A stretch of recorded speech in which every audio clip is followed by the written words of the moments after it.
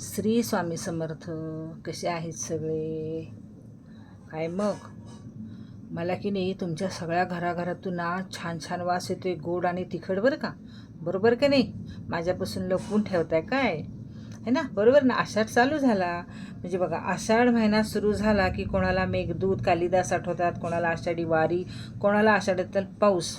पण मला काय आठवतं माहिती का? मस्तपैकी त्या तिखट पुऱ्या, छान छान भजी, म्हणजे ह्या आषाढ महिन्यामध्ये केला जातो बघा. प्रत्येक घरोघरी हा सणच म्हणा, आता सणाला तर सुरुवातच झालेली आहे. आषाढ चालू झाला म्हणजे मग ती सणाला सुरुवातच झालेली आहे बघा. तर कुणी कुणी काय करतं, आता ह्या एकादशीपासून कांदा लसूण खात नाही बघा.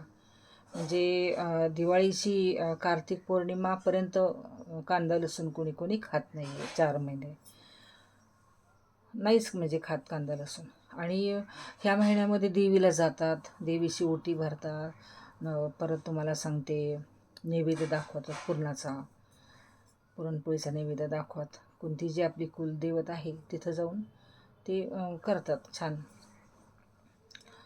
पण मी पण अजून केलेलं आहे. मी पण आता उद्या परवा करणार आहे. तुम्हाला ती रेसिपी पण टाकणार आहे आणि तुम्हाला दाखवणार पण आहे. त्याशिवाय मी कशी काय खाणार? पण आज तुमच्या सगळ्यांच्या घरी झालं आहे का नाही तिखटपुऱ्या? माझ्या तर रोज माझ्या व्हॉट्सअपला कोणी ना कोणी मस्त तिखटपुऱ्या केल्या की टाकते.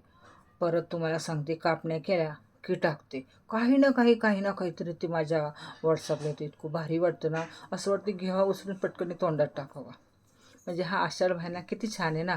नुसतं ते व्हॉट्सअपवरती आलं तरी आपल्याला लगेच हे वाटतं, आपण कधी करणार, आपण कधी, मैत्रिणींनी केलं मग आपण कधी करणार, असं आहे. आता ह्या मंगळवारी म्हणजे आज कोणी कोणी आज नैवेद्य दाखवतं, मंगळवारी शुक्रवारी मग ते सुरुवात करतात नैवेद्य दाखवायला.